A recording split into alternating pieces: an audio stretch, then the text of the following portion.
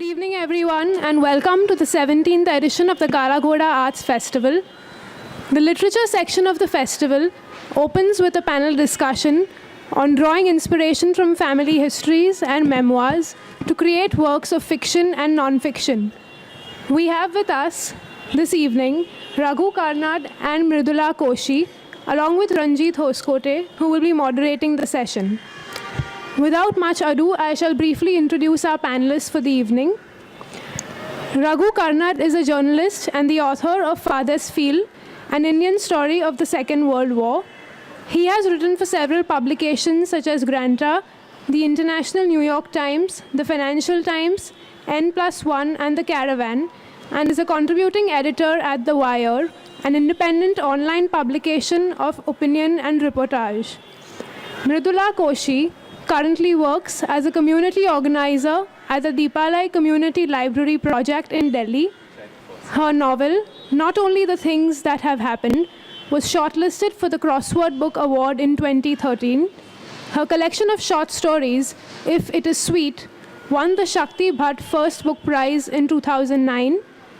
Bicycle Dreaming, published by Speaking Tiger this year, is her third book. Ranjit Hoskote, who will be moderating the session, is a cultural theorist, curator, and poet.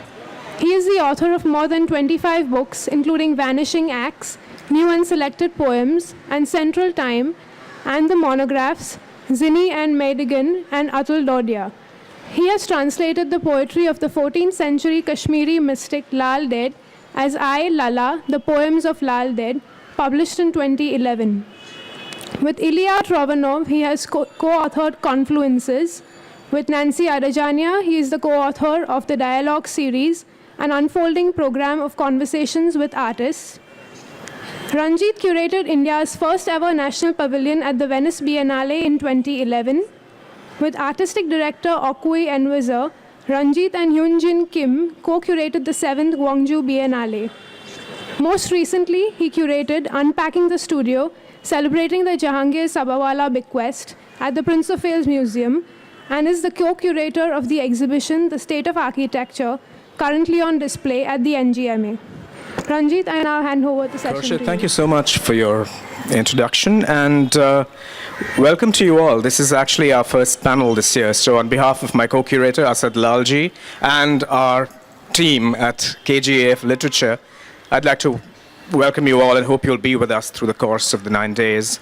And it's a very special pleasure to welcome Mridula and Raghu to the festival. Also because this panel takes us right into the heart of one of the key issues in the practice of writing, which is narrative, and how narrative is a medium by which we bring together memory, desire, how we discover things, how we phrase our relationships to others, and a whole range of other deeply existential moves that we make in our normal social being. And we'll begin really with two practitioners who've approached these questions from rather different angles, but there will be points of convergence. So I want to lay out a brief frame before plunging into your practices and your books. I've been fascinated both in Raghu's Farthest Field and Mridula's Bicycle Dreaming, which actually was launched just last week. Yes. It's very, very freshly in print. What fascinates me about both of these books is the way in which the individual writing self deals with much that is hidden, much that is not readily available. In Raghu's case, it's an ancestral history, it's a family archive. In Mridula's case, it's dealing with a certain kind of neighborhood, with a different, if I may say in my old-fashioned Marxian way, a completely different class of being and of person. That's very accurate. So this is, I just wanted to put these pointers out before really going into other questions that I think interest all of us as readers. So if I may just open with the question of research and do something counterintuitive and begin with Mridula, Raghu, yes, if I may? Yeah. So, it's not counterintuitive. Mridula, your form is fiction in Bicycle Dreaming, but what you've done there is something that involves a considerable amount of what might be called research. So do you want to talk a little bit about that? Or is that too Sure. intimidating a term to? I mean, I think all kinds of fiction requires at least some level of research. When I have taught writing workshops, I've talked about where the research shows up in the book, which is my conclusion that I've offered students is it doesn't. It's really just the confidence you need to write. But I think the whole other more interesting question about research is, how do you know enough to begin writing, and then how much does writing become what you know? So in other words, I'm writing to find out. So writing is its own form of research. And that's been a big part of my practice. That said, yes, the story is set in a particular neighborhood, and it's a urban village in New Delhi, not very far from where I live, because as in some of the other big cities in this country, New Delhi also is a place that's simultaneously extremely segregated and extremely, what's the opposite of segregated? Integrated, right? So we have neighborhoods that sit very tightly together, and people from these neighborhoods do cross the boundaries. For example, women in the neighborhood where I run a library, a community library, get up in the morning, sometimes as early as 5 a.m., and they cross the boundary and go work in the kothis. So the little kids who come to my library say, "Nahi, mummy, abhi ghar mein nahi hai, wo 11 baje wapas aayenge." So this little girl and the 1 year in her life that I write in the book comes from a bunch of questions I had in myself about how people live, and at least some part of those questions were answered by the experience of living and or at least working with them, and the other part of the question was answered by actually writing about them. So it's not a case of doing research, knowing the answer to the question, and then voila, I write a book. The act of writing becomes a part of the research and the discovery. So very recently when I launched the book, I was asked something which then led me to say that I know more now than when I started writing it. So then I was asked, will you write another book? Will there be a part 2? And I said no, because once you know, you don't actually have the hunger to write anymore. So, yeah. Actually, can I just follow on from that? Is my mic on? Yeah. I actually think that's a brilliant point of convergence right there, because in a sense, what I think where a starting point that Mridula and I had in common, although she was writing fiction and I was writing a form of non-fiction, is this question of how do we know so little about people so close to us, in such close proximity to us. In Mridula's case, I would say a slightly braver path of exploring people who are, the lives of people who are in the contemporary world, in the present, but of a different class, and therefore somewhat invisible to us as soon as they leave our, cross our threshold. In my case, it had to do with, not with the people who work in our homes, but the people who are our homes. It had to do with family. So my book begins with, or rather, my little quest began with my discovering that there were 3 young men in my grandmother's generation, her brother and her husband, that is my grandfather, and another brother-in-law, about whom I had known almost nothing and asked almost nothing, and I was never curious about them as a child, but later discovered that they had all signed up and gone off to the Second World War in 1942, which was the height of the war, but also the height of the struggle to be free from the British Empire. And so, at the larger scale, I was marveling and sort of mystified by the fact that India was in this war, and I'd never known anything about it. But on the much more personal scale, what was driving me was this idea that my grandmother, who I'd spent plenty of time with as a child, had an entire life that I'd never inquired about or known anything about. And in a sense, that extended also to my mother, who one might say glibly that you know your mother better than you know anybody else, but I think that's frequently not true at all. I mean, I think this is something that this is not just, I feel this is not something that's just personal to myself. And I invite you guys to all question how much we actually know about family members who are closest to us. And so there's a kind of correlation between intimacy and mystery, because and this was the sort of starting point for me, which is how come so many secrets are embedded in our families or in our households, which is exactly the kind of place that you take for granted that you know all about. That's part of the mystery of this quest. In a sense, you're disclosing things that are so naturalized that you don't really look at them or inquire into them. But at the same time, and this is something I'd ask both of you about, the choice of form. I mean, you've called your particular choice of form a form of forensic nonfiction. But there are dimensions, there are elements of your book which have a great deal in common with, let's say, military history. It's also a discipline you've drawn on. So, do you want to address this question of, I'd also relate it to very proximately, I mean, it's something that many writers have wrestled with, but I'm thinking of someone we both know, of course, Maria Couto, whose book on Goas it weaves in both a family history and the history of a particular region. So do you want to talk about the choice of form? Because there's enough in the book that, as I said, particularly about the Eastern theater of World War II. So I think this is a common impulse when someone discovers an unknown family story, which is to try and recover that story and to discover through that story, or by looking through the eyes of a character in the past, or even someone you knew but who suddenly turned into a stranger because you're looking at their lives before you existed.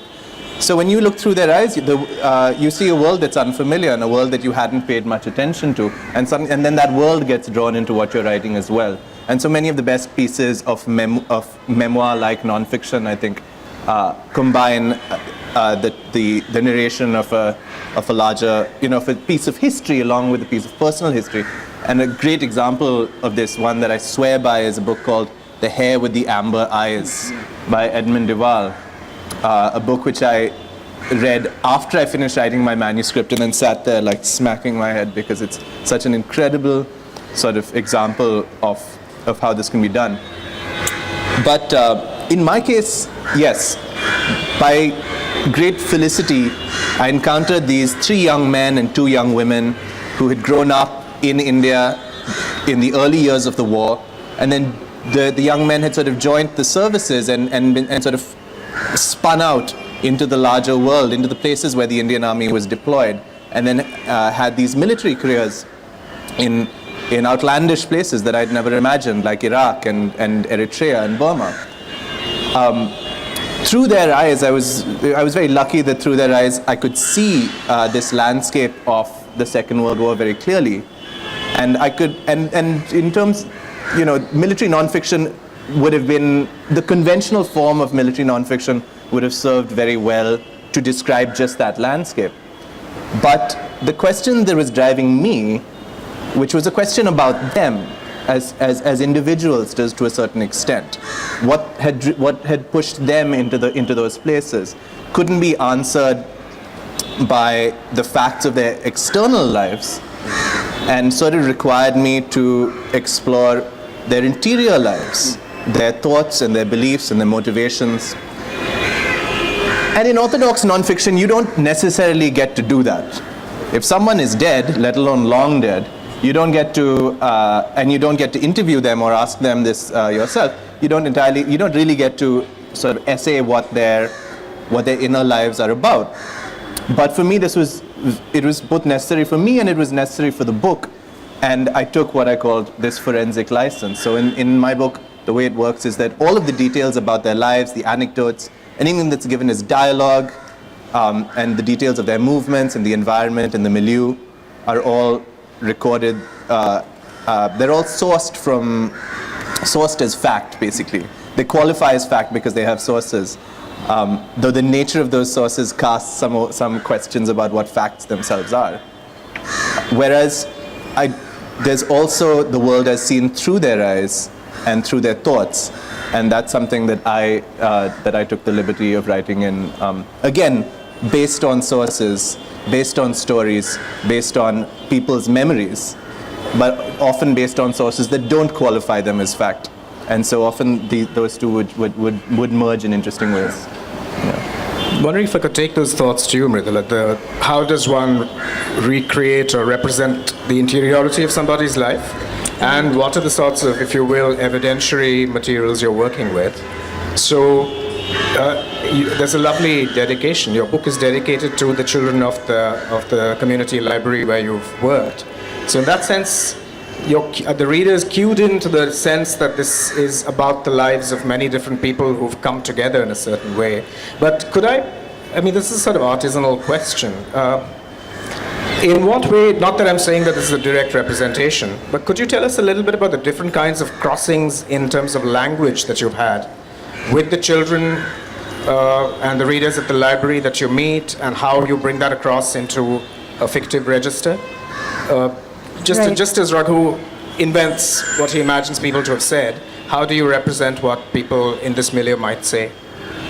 So when I read your book, I was struck by how much of it is given over to the interior lives of these three people who you don't know and who were known to people who you don't know now. For example, your grandmother had passed away when you started working on it. And, looking for relationships between our practice, I had to think a lot about how much of my own interest is and has been throughout the books I've written, other people's interior lives, which is a way of saying I'm interested in my own interior life. So the ultimate limit of my imagination is myself. And the best kind of imagining I've been able to do about what somebody else thinks in another situation has to do with the practice of writing and the extent to which it pushes me to imagine what I myself think. Because in fact, so much of what we are is just given to us and assumed by us and worn like garments that we don't then question. To take it off, to examine it, to choose what to wear or not to wear. This is, I think, the work of fiction, and I see your work as a work of fiction in that sense, in a wonderful, imaginative, in the best way in which fiction allows us. We'd like to say it allows us to enter other people's heads, so this class of people, which is not my class, not that I haven't in my own personal life moved class, which is part of my curiosity about this class. I've done a little bit of a range, and so I have the sense that I can and should, just as an act of knowing myself, move in fiction within this range. But I think at the end, after 3 books, have had to grapple with the fact that everything I think somebody else is thinking is what I am thinking. It was not that long ago I read about this crazy guy who had this theory in the 70s, and it was widely popular, that we have bicameral minds. And so back I think, which came first, Iliad or the Odyssey? Iliad. So back in Iliad, you don't see the subconscious at play in the same way that you see it in the Odyssey. And the interior life is not present in that first one, but is in the second one. And so this entire book that was written by a sort of amateur scientist of the mind, and I'm sorry I don't remember his name, it's on Long Reads or something, is interested in the question of what happened to human beings that we think the way we think. So at least one of the garments we wear without thinking a lot about it is our sense of who we are in our minds.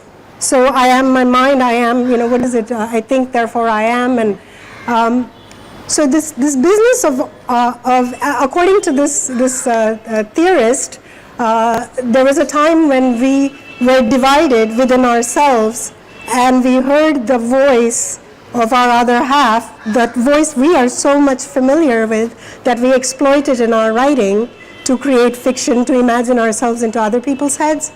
But that his theory is that this was the received voice of God, so that you would wake up, and if you were confused about something, you would talk to yourself, but this voice that talked to you from the other house in your head was not you, it was God.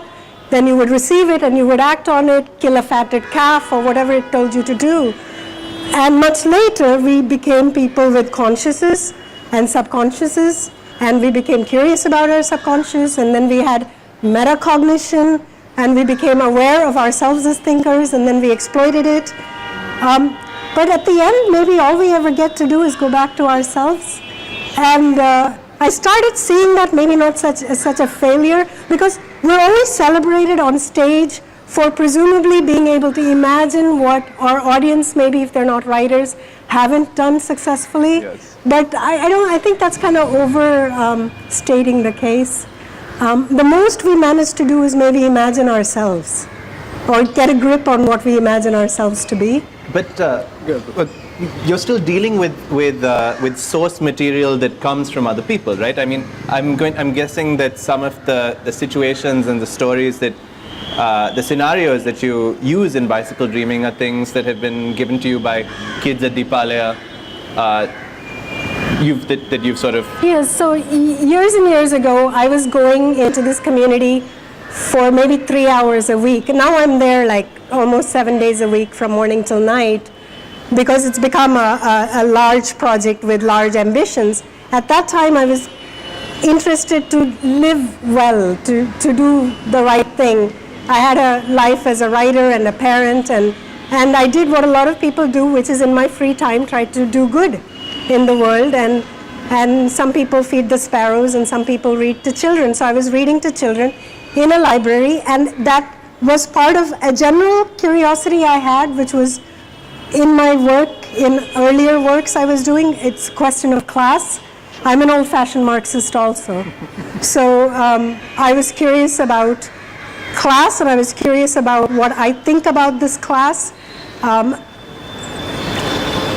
But inevitably, when you are immersed in a milieu, which I think when I look at your acknowledgements page, I can see that you spent a lot of time talking to people who spend a lot of time talking to the two brother-in-laws and brother. Yeah.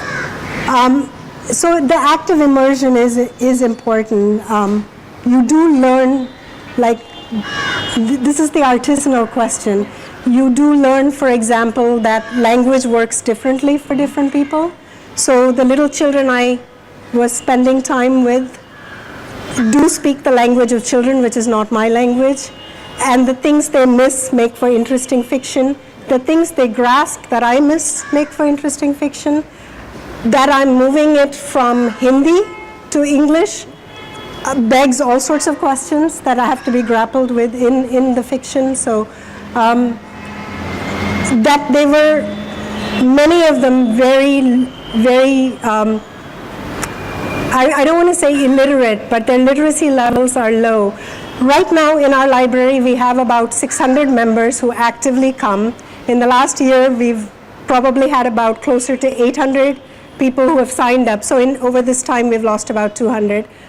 95% of them have enrolled themselves in the library. So a 6-year-old will walk in and say, I want to become a member, and you don't have to have a ration card and so on. So it's quite easy.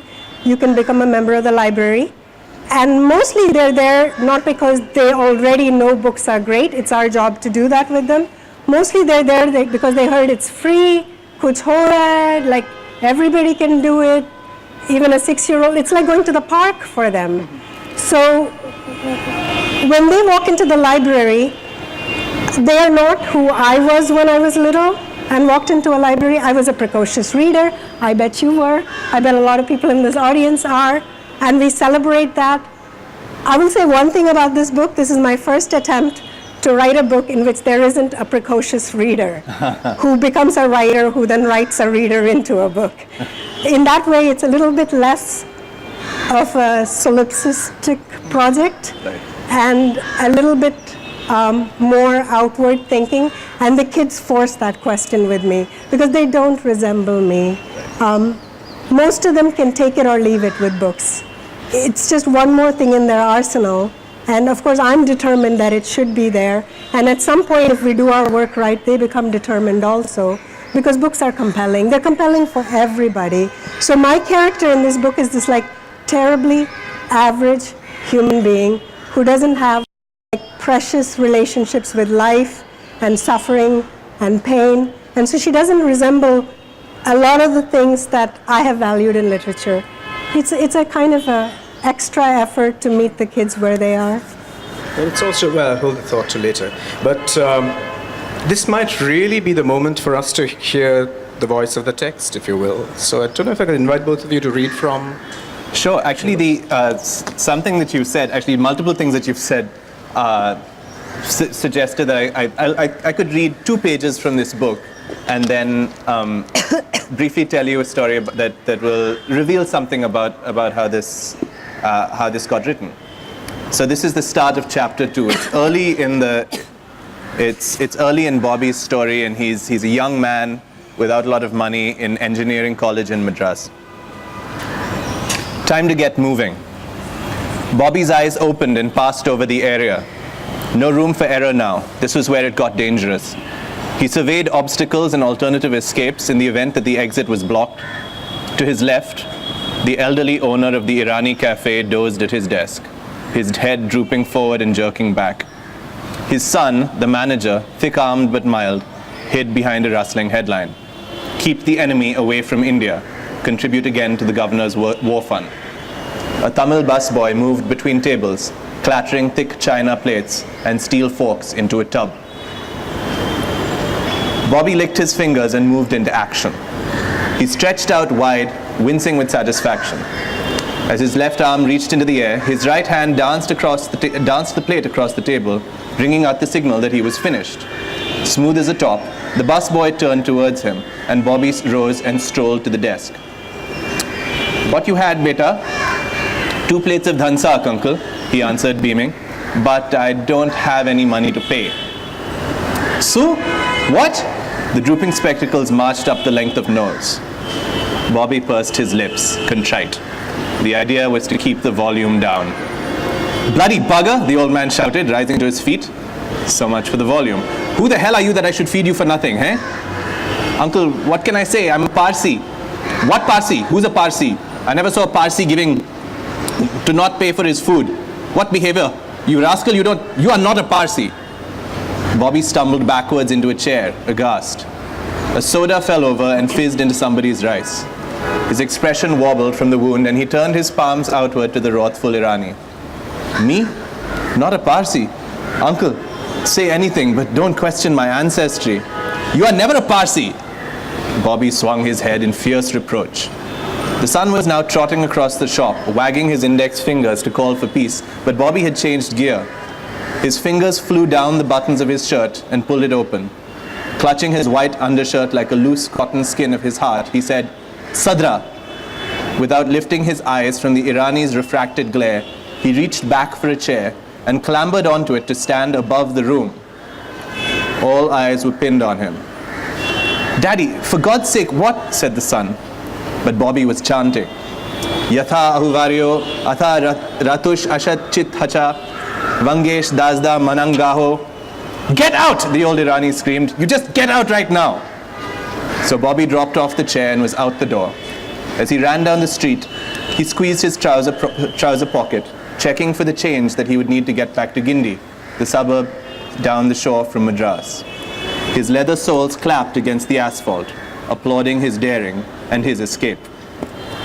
So that's one of the glimpses that I was given into the actual life, into the sort of very private life of Bobby by people who I met who had known him, people who were still around. There were maybe 2 or 3 people who told me this particular anecdote or variations on this particular anecdote, and sometimes they varied quite dramatically. Like, not everyone said that he got onto a chair before he started chanting Parsi verses. One interesting person who had been Bobby's college roommate and who had actually lent him the money that he was spending or not spending on that afternoon was Verghese Kurian, who also might have gone off into the Indian Army during the Second World War, but whose mother tore up his commission letter when it arrived in the post, and therefore he never went. Verghese Kurian instead went and became the founder of Amul and the Gujarat Cooperative Dairy Society. And he was still alive, or rather I met him just 2 months before he passed away in 2012. And he was very late, obviously, he was in the late hours of his life. And I needed his wife, who was the lovely Nirmala Kurian, who was also there, to help me extract some of these stories from him. And so what I had was a story through the wife of somebody who had known a character 70 years before, and had sort of held that memory in trust for 70 years, and passed it through his family to me. And it included these lines of dialogue, which I didn't write myself, but sort of corrected in small ways. I thought, like, Sue is probably what the Irani gentleman said. And is that, in a journalistic, by journalistic practice, if someone tells you a story and said that they heard it, you can report it as essentially being fact. When you're aware that something has traveled so long in this compartment of memory and has reached you through this complicated route, is it the truth? Is it still fact? What's the nature of its claim to truth? One thing's for sure. Since I was talking about Edmund Duval, he puts it very beautifully. He said, what do you say? He said, repetition is like repetition has a smoothing effect, and there was something of the river stone about these stories. And this is absolutely true about all of the stories that I heard about Bobby, about the other characters in the war. There was something of a river stone about them. They'd been smoothed by time and memory and repetition, and by the course that these people, of the lives of the people who held these memories had taken. So on the one hand, one thing that it's interesting to be aware of and self-aware of is certainly how what we think other people think is just what we think. I'm going to remember that. That's so useful. But it's also that what other people tell you about what happened is just what other people think. And so this course of transmission is in a sense part of the story you're telling itself. And I tried to make it so that in Farthest Field, the subtext is the story of memory and the story of how the story itself came to be. I love that image of the river stone smoothened in transmission. But I want to maybe take those thoughts and turn to you, Mridula, because some of the stories that exist outside the horizon of your story, but on it, are jagged. They're very sharp. They are stories about transition between classes. They're stories of transgressions across caste. And they're stories that you're both listening to, you're aware of, or being told. So do you want to just engage with that, but after you've shared a passage from the book? Okay. Cool. Okay, I don't need the mic.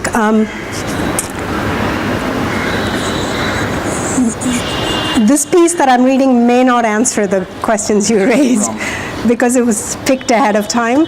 But I'll go ahead and read it, and I would love to talk about that also. This is not a piece about transgression, not at this point.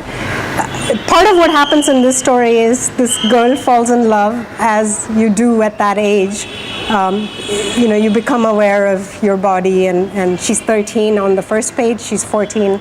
On the last page, it's a year of transition in her life. So the interesting thing about her, for me, is that she not only tends not to know when things are happening to her because she's not the most insightful creature, but there's quite a delay at times. So I would often have to this is again an artisanal question, have to write in the delays. And I love doing that because I was trying in this book to write straightforward narrative. My last two books were full of like a fractured narrative, and I was very interested in fractured narrative. And then at some point I wanted to see if maybe I'm just doing all this other stuff because I cannot do, the basic thing writers are supposed to be able to do, which is to write chronologically and all. So I did a chronological book, one year in a person's life, almost a sort of weekly or monthly plotting of what happens to her. But I enjoyed being able to take a moment and re-examine it so that it happens the way things happen, and then it happens in her head with that delay effect that she has. Okay, so this is a chapter called Girls versus Boys, and a lot of the action in the story is set in the child's life of school and home. And our main character's name is Noor. Chasing after the cricket ball that had fallen into Bhavna's open school bag, Santosh found instead a mysterious object. He waved it around in the air. What kind of art project is this? Bhavna turned in her seat to look. She screamed. Others screamed with her. Shailaja and Lata and Punita and the twins Bano and Gano. To everyone's surprise, the ever-icy Poonam started crying. No one was sure where to look, toward Poonam, who was hiccuping noisily in between sobs, or toward Santosh and the object in his wildly waving arms. Bhavna bravely launched herself in the air and made a grab for the object, large and white, and now held high above her reach by Santosh, who was both confused by the girl's reaction and enjoying it. Some boys shouted at Santosh to put it back. But what is it? It's not an art project? Ajit walked over to Santosh and spoke softly to him. VK saw his chance and grabbed the object from Santosh. Now Bhavna began crying. Ajit stepped forward and said loud enough for all to hear, "This is something that has to do with what happens to girls. Show some respect. Give it back."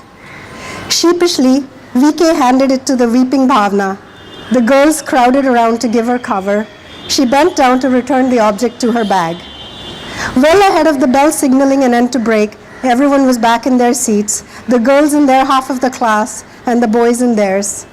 Entering the silent classroom, Aarti ma'am felt she should be silent as well.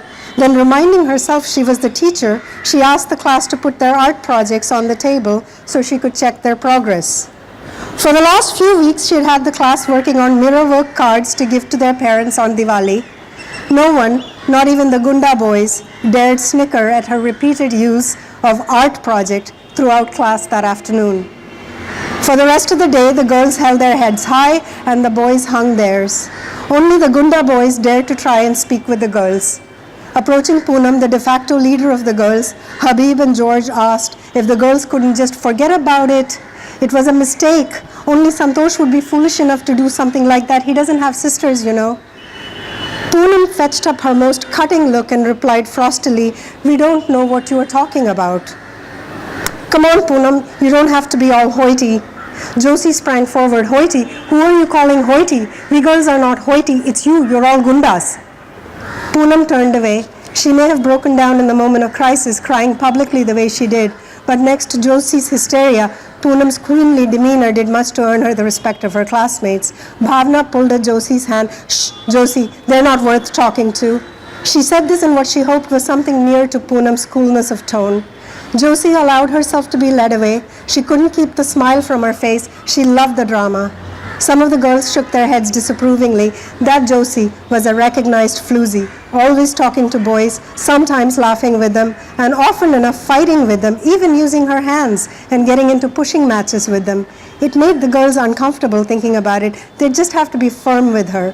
No more talking to the boys, not even to fight. Noor had completely missed seeing the object waved overhead because she had been rewriting the letter to her aunt in Pune. When she looked up to see what the screeching and carrying on was about, it was to notice Ajit, a center of calm in the mayhem.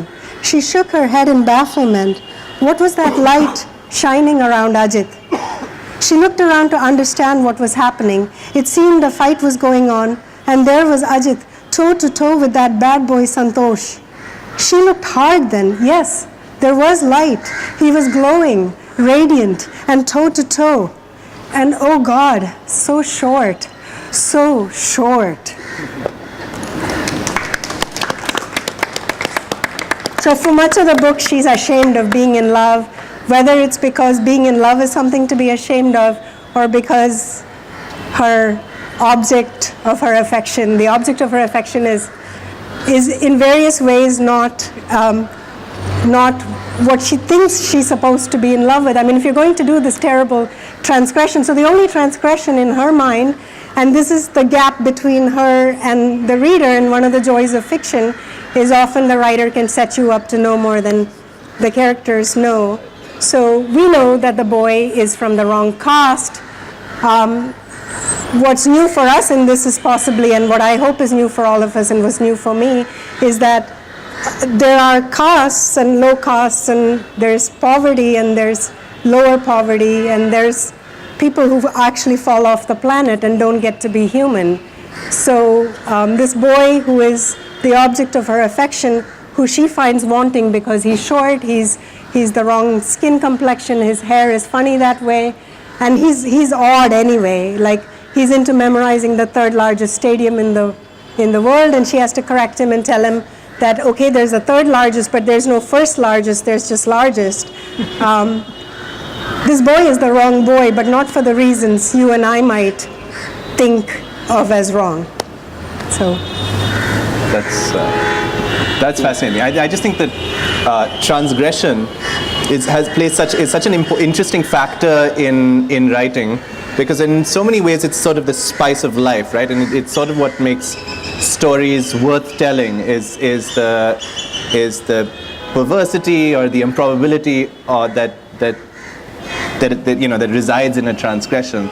But and sometimes it could be romantic, sometimes it could be tragic, as in the form of suicide.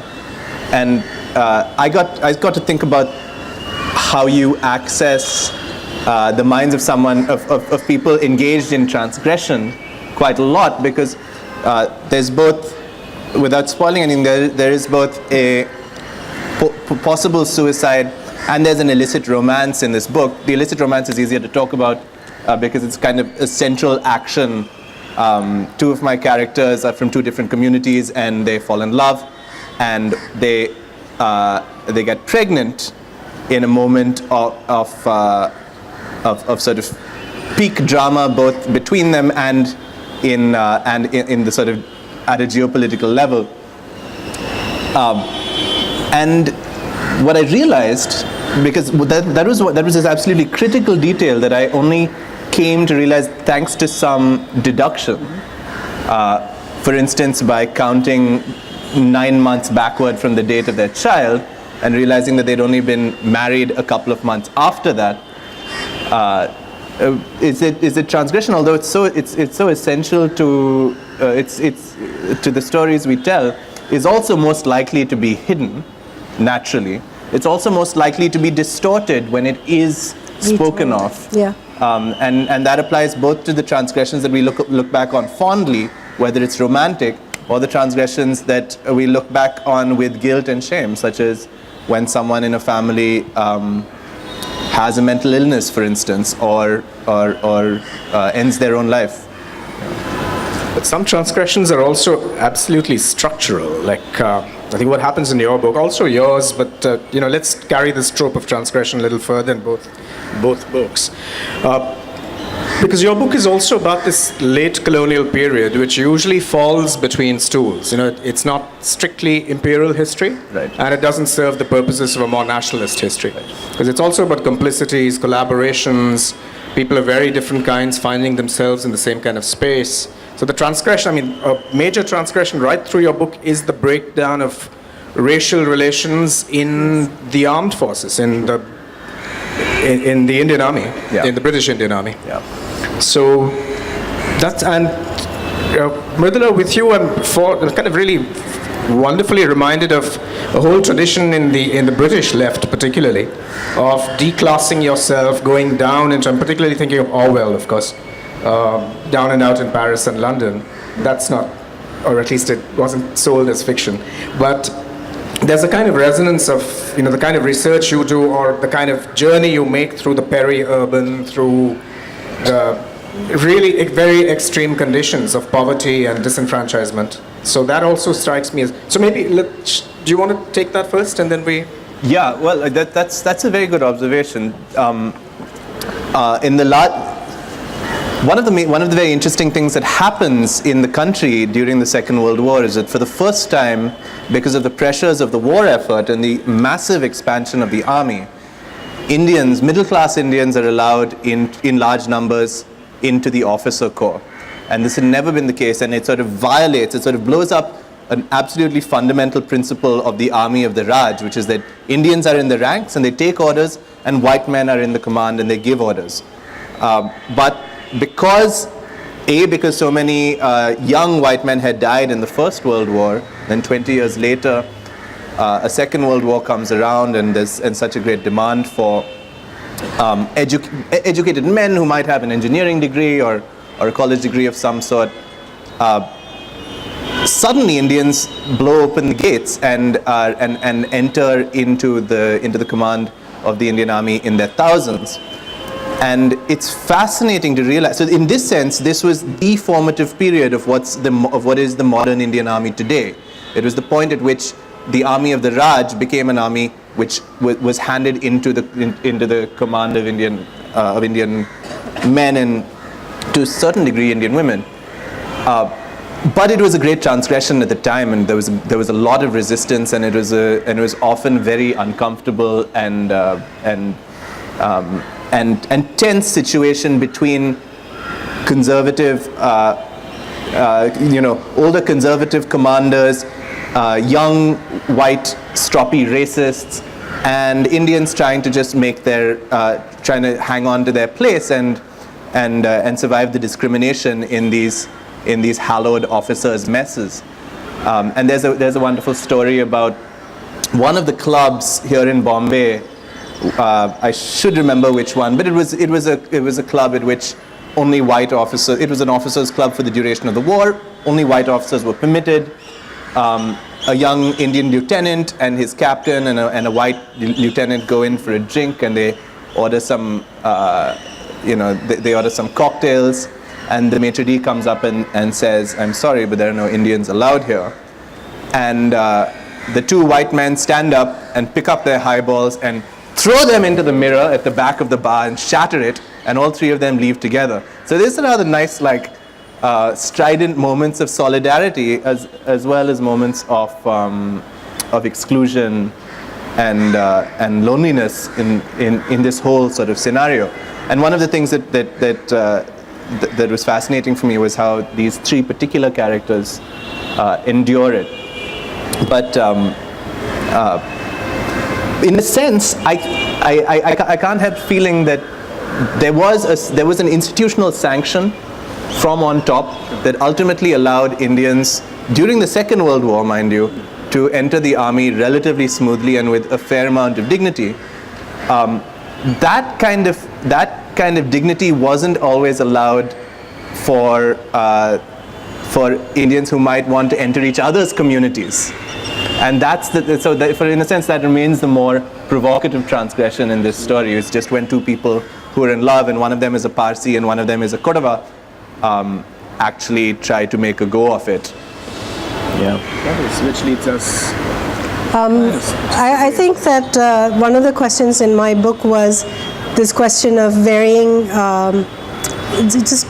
We think of stratified society in large sort of chunks, and I became aware of and was curious to figure out in this book the many finer points of stratification, and is there mobility there and so on. So it was sort of a natural that this girl was going to fall in love and it was going to be with the wrong caste, class. That was like me as the writer setting up a transgression. So as with you, what happened in the book, because I think you're right, narratives have to be broken, and transgressions are ways in which they're broken so that other things can then come out of the fissures or whatever. Right. So as with you, things happened in my text that I wasn't anticipating and that I hadn't set out.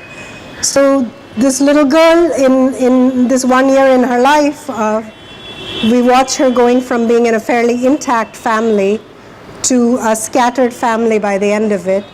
And it has to do with the older sibling takes flight from the family. The father falls in ranking. He starts out life with a relatively stable, he starts out in the book with a relatively stable line of work, which is the kabadiwala who goes door to door, has a bicycle and spotless white clothes, and at the end we see that he works in the landfill, in the ash heap, and his clothes are begrimed and so on. What matters to the little girl from whose eyes we see the story unfold, though, is that her mother leaves. And long before Noor does what she's not supposed to do and falls for someone or falls for the wrong someone, long before that, her much older tension is with a mother who she feels has not loved her as well as this mother has loved the older boy. And I did not expect this in the book. It surprised me that the book ended up being an exploration of the ways in which at least one of the received wisdom about what women do in this country is they do traditional things. They do traditional things like prefer the boy child, maybe for sociological reasons, like the boy child will grow up and take care of them, and the girl will leave, and blah, blah. And of course, fiction always defies all of that because it's always about the particular instance. And this little girl, without understanding her mother's story and with us understanding it, has to deal with this dilemma of what she believes is a mother who's rejecting her without any aid of sociological findings. And us, with our aid of sociological findings, I hope, have our understanding of why women do traditional things some of the times, because she, the mother, is not motivated. And I won't tell you what she's motivated by because that's the story. But she is not motivated by who will take care of her when she gets older, or by some received wisdom about who to prefer and what gender and so on. Yeah.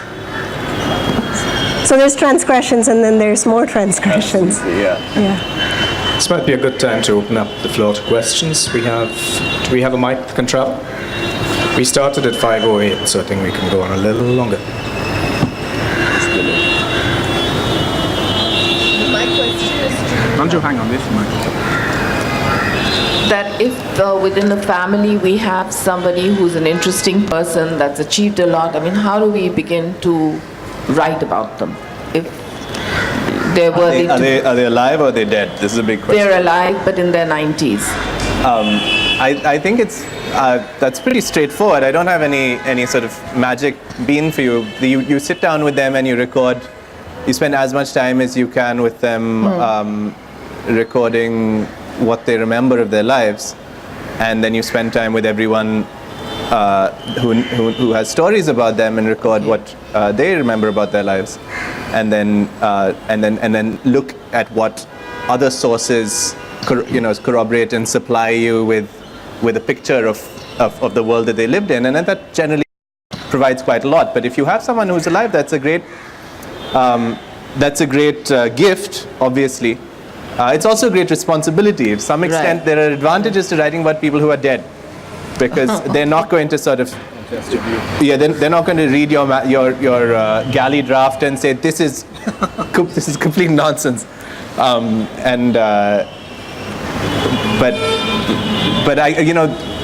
the thing about the Second World War for me that's most moving, the reason that I think this history is particularly important right now, has to do with a sort of horizon of time.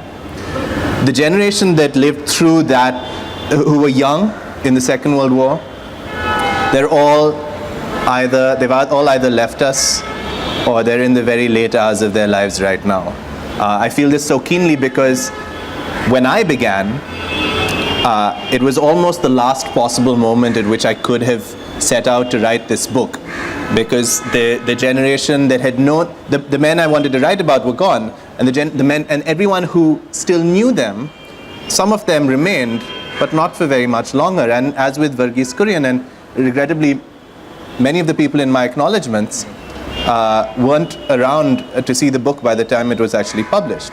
That's the sort of point we're at now. 70 years later is actually a very significant anniversary for just that reason. So actually, while I'm making light and saying that there's a kind of liberty that comes with writing about people who are dead, this is true. It only becomes possible because of their contemporaries who are still alive. And so I think that generation is very important. Talk to everybody who has something to come. I think so, and the opportunity, the window of opportunity for saving those stories is so small. It's gone in no time. We're going to gather questions now. You have a question, and then there's you here and you, right? And Dilip. And Dilip. Okay, fabulous. In about 3.5 minutes. Go for it. So, as readers, we are quite curious when we read any conversation being described or any scene is being described by the author, that how much of that happened in real and how much it is a figment of imagination of the author. So my question is, how do you ensure that you don't end up exaggerating or losing the subtleties of conversations in vernacular languages and when you translate into English language? Or do we just consider it as a author individual work? I will. Just hold on to that thought. Sure, yeah, let's take all the Because questions. otherwise, yeah, okay, thank you so much. You go next. Especially you, Mridula, talked a lot about how your class had, the barrier had a lot to play about the transgressions that came into writing. And my question to both of you is, when you know your position as an outsider and you need to know of an experience, and it's clearly evident that time and society is not allowing you to be the insider in this case, how do you still attempt to conserve the authenticity of the experience? Because it's definitely not something you have seen. It's definitely, in your case, it's something you have observed and it's something you've gathered. So how do you attempt to conserve that? Okay, related questions. Yeah. I've got them. This question is directed to both of you. So while writing a piece of fiction or non-fiction, would you think it's more important to maintain objectivity while writing about someone else's experiences, or it's also important to have your emotions come into play? Because with family we tend to kind of have a big bias. So is the objectivity really important or not? Okay, thank you. Your question, and then Dilip, and then all the answers in one great rush. This is actually maybe a little bit about the craft of writing. Now, Mridula, when you were reading, you said you used the word hoity and gunda at the same time. So I'm wondering how you reconcile that, because it's not. It may not be likely that what is her name, Noor, said those two things at the same time. And with Raghu, it's in some ways the same kind of question. And it's been addressed, and some of the questions also have been addressed. You gave us this long conversation, but it's a reported conversation. I mean, so how do you preserve some kind of authenticity there? Shachi, there was one question here, and that's the last question, and then the answers. So Raghu, this question's for you in particular, Yes. because you mentioned that when you talk to people, you realize that everybody has a certain narrative of their own, like a different narrative of the same story. How do you choose which one to follow? Because I mean, when I talk to my grandfather about what he experienced during the partition and everything, he has a certain story, and his uncle has another story, and my father has another story which he's heard from both of them, and so how do you choose which one to work with? Okay, good.